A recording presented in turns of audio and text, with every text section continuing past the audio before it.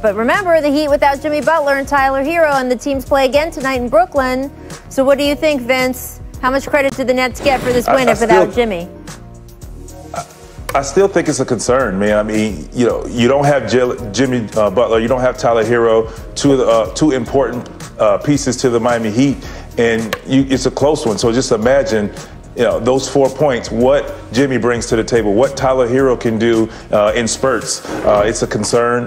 It's a win, but when you're talking about giving a team confidence later on, they look back at this and say, hey, we didn't even have two of our guys, our main guys. You give these guys something to think about, you give them confidence later on. So it is a concern, particularly on the defensive end for the Nets. Yeah, and look, Bam gave them 41. They traded away Jared Allen. Yes, he did. Right? And the concern has been a little bit about where they are defensively in that spot.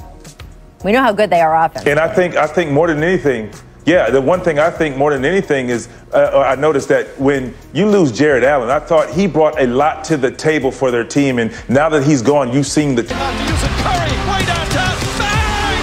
Bang! Oh! He backed it in! And Reggie Miller does it again. Another one of those parking lot threes. The best thing about Reggie Miller is that he plays his best when it's all on the line. It is Reggie Miller. It is Steph Curry. All-time three-pointers made. And he's closing in fast. Can you catch Ray Allen? I hope so. I mean, that's a test of longevity, consistency. Yeah. I have a newfound appreciation for exactly what it takes to get to that level. Health.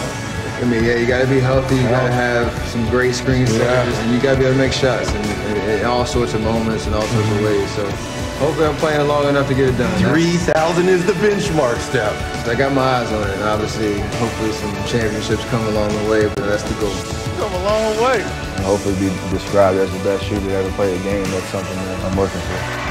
Steph Curry with another one. Yes, Miller hits a big one. And there goes another Reggie Miller record. So much fun. Welcome back to The Jump. I'm Rachel Nichols, still hanging out with Mr. Vince Carter, Brian Windhorst, and as we mentioned, guys, Steph Curry passing trails only Ray Allen for the most threes made ever. Curry eclipsed Reggie's mark now in his 715th game, while Miller took almost 1,400 games to get there. But he did get to do something fun with Steph Curry on the Media Zoom press conference after the game. Take a listen. Number one, congratulations. This is an unbelievable achievement, but the work is not done. Obviously, I know you're chasing Ray, but you are an inspiration to so many little ones like mine, and I'm just so proud of all the work because I know what goes into that. I know the countless hours when it's easy to, go hang with your boys, hit the club, sleep, do other things, but you're in the lab getting your work done. So the sacrifices, obviously, with your family, you're an unbelievable father and family man. And I know there's sacrifices that come with that.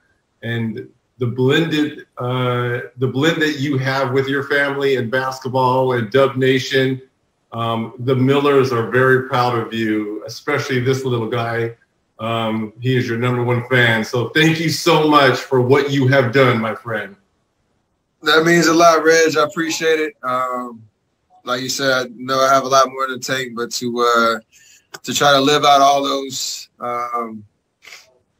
that competitive juice, the work that goes in, the appreciation of every game I get to play, and to shoot the ball at this level, obviously doing a lot of other things, but to follow your footsteps in that regard, it means a lot. So I appreciate the support. You and Ray have been, if I'm chasing any record, to have two guys that have reached back and encouraged me the way that y'all have, it means a lot. So I'll pass that torch on as well, but I appreciate you, man. And thanks for all the support.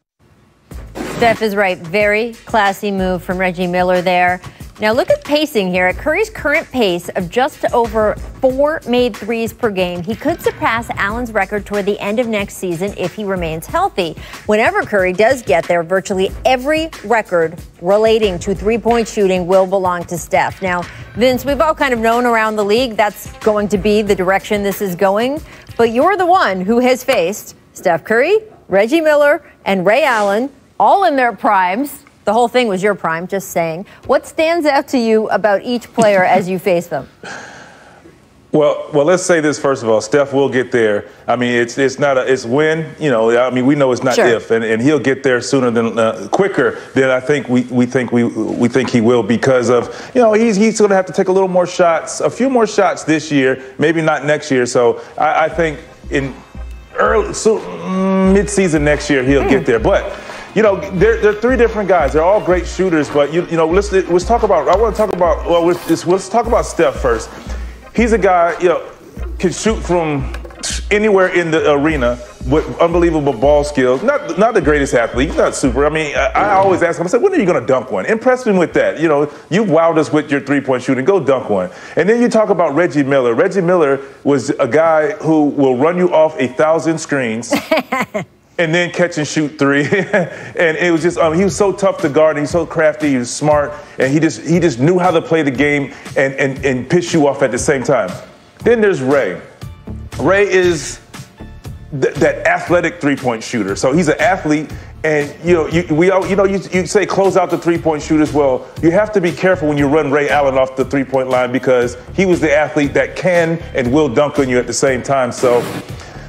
But at the end of the game, they all had one thing in common. They were clutch three-point shooters. They all hit unbelievable, clutch, timely threes in championship situations, in major games. You know, we know what Reggie did at the Garden. We know what Ray did in Miami, for Miami. So against San Antonio, of course, Steph has done it countless years. So it's just, those guys are the echelon of three-point shooting, and for Steph to be so close to eclipsing that. And you mentioned one thing I want to say. What Steph got past Reggie in half the games played, but you know, the game has changed. So that number is wowing to some people, is not for me. Obviously, for a lot of us, because the game has changed. And now guys are shooting 11 to 15 threes a game as an individual, not a team, an individual now. So the game's different. Brian, what do you see as the biggest differences between the three guys? So, this is a counting stat. So because the counting is a little different from era to era, you know, saying who ends up with the most, I don't know if that's the fairest way to judge the three of them. What I will tell you is this, is that all of them have incredible work ethics. All of them have shown to be able to beat any defense that was thrown at them. And to me, that's the greatest compliment that you could have. And with all the downsides of the Zoom press conferences and the loss of personal connection, this is one rare moment where it was kind of cool, where Reggie Miller could come in and surprise, and that probably wouldn't have been available in this venue, without this time. And to bring his son wearing a Curry jersey, I thought that was really cool more than anything. Yeah, no, I absolutely love that. And we do. Hey guys, I want to say one thing. Vince. I want to say one thing. The crazy thing about all of this, and like you said, Brian, but as far as the way the game is played now, Steph is going to be up there, and there's going to be guys we may even see in the next 5 years or less, Ray and Reggie further down the list because of the three-point shooters. I mean, think about it. James Harden is probably 200 threes made behind him. Now, I think because James being in Brooklyn, he'll tail off as far as attempts and makes. But the way the game is changing, you're going to see a lot of guys, if they stay healthy and have a long career like these guys are having, will creep up that line, creep up that list. Yeah, well, I can tell you, by the way, Reggie Miller was one of the main people I worked with when I worked at TNT. And he would come, when we would go do games together, he would come out on the court sometimes if there was basketball around and just start shooting those, firing off those threes. And he is exactly, at this age, exactly as deadly as he was 10 or 15 years earlier. And the thing I learned watching him, watching Steph, and of course, especially watching Ray Allen, is that kind of perfection, that kind of dazzling sort of fireworks that those guys can let off is only the result of boring repetition. So it's such an amazing thing that this incredible, spectacular shot, one of the most exciting things that someone can do on a basketball court, those incredible moon shots that Steph hits, it's the result of something very boring. They work so hard, repeating and repeating and repeating the same mechanics, and it's what makes them great. Really, really special to watch. All right, guys, coming up, we'll talk a little Washington Wizards. They lost by 20 in their return to the court after 6 straight postponements due to COVID protocols. Do you even expect the Wizards to play 72 games this season?